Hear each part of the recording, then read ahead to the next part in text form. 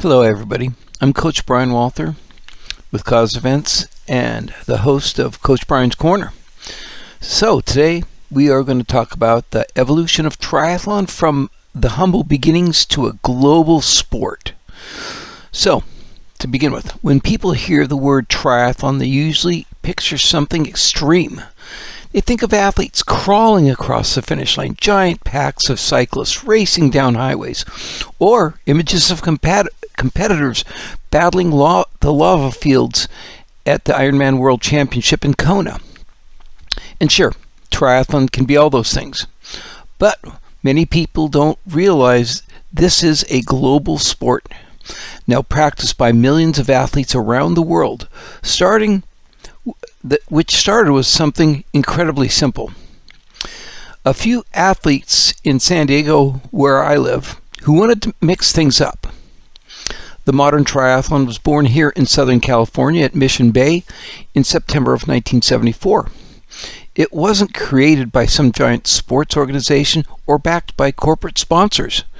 It was created by the members of the San Diego Track Club, who were looking for a fresh challenge.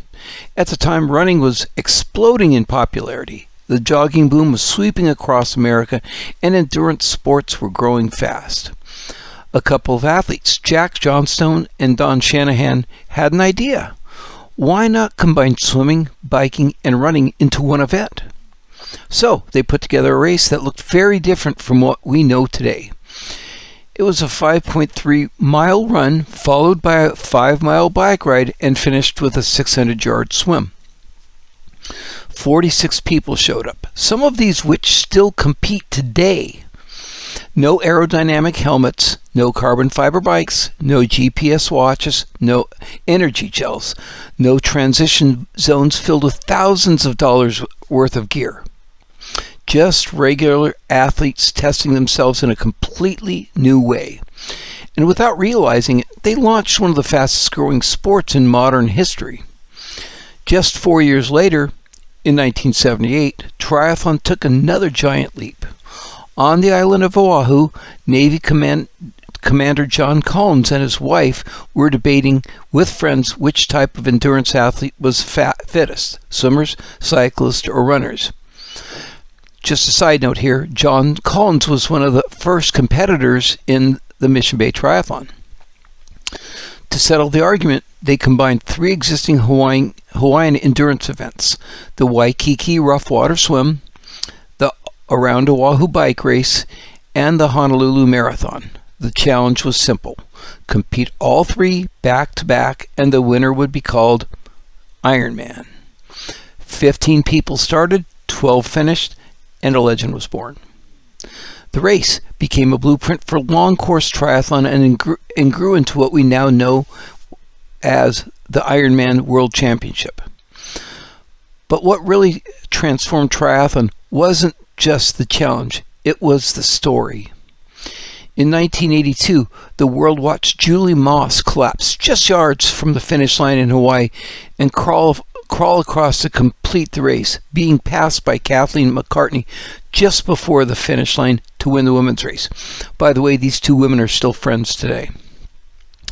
That moment was broadcast on ABC's Wide World of Sports and was seen around the globe. And suddenly people understood what triathlon represented.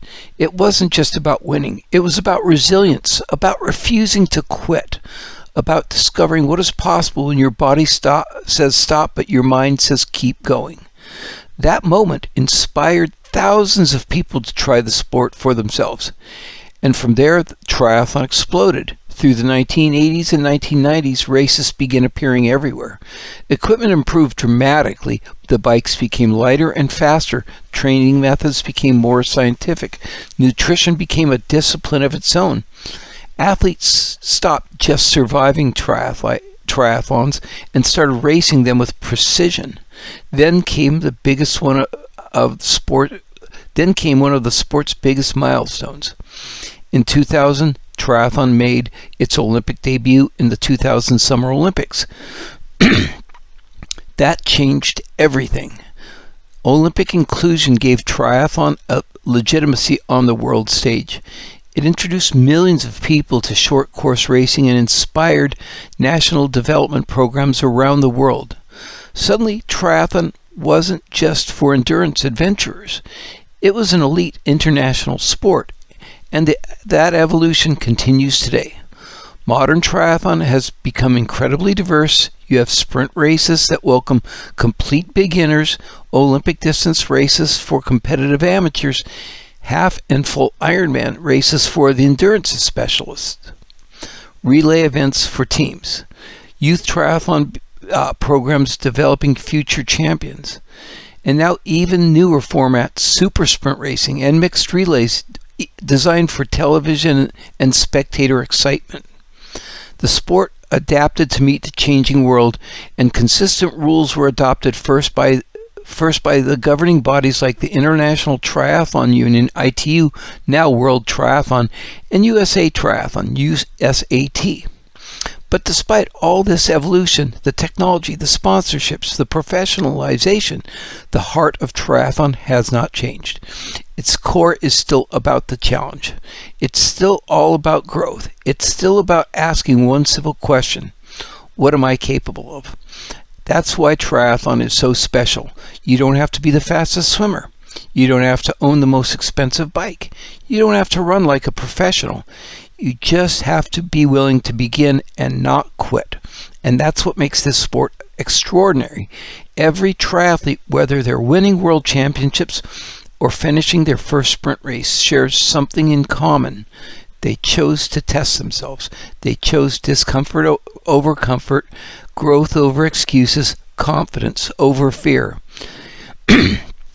And that's why triathlon continues to grow more than 50 years after those first 46 athletes lined up at Mission Bay.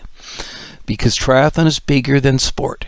It's a metaphor for life. The swim teaches us to stay calm in uncertainty.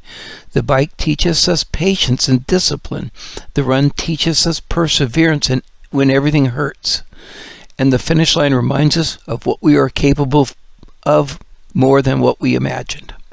From its humble beginnings here in Southern California to becoming a worldwide phenomenon, triathlon has evolved tremendously, but the message remains exactly the same.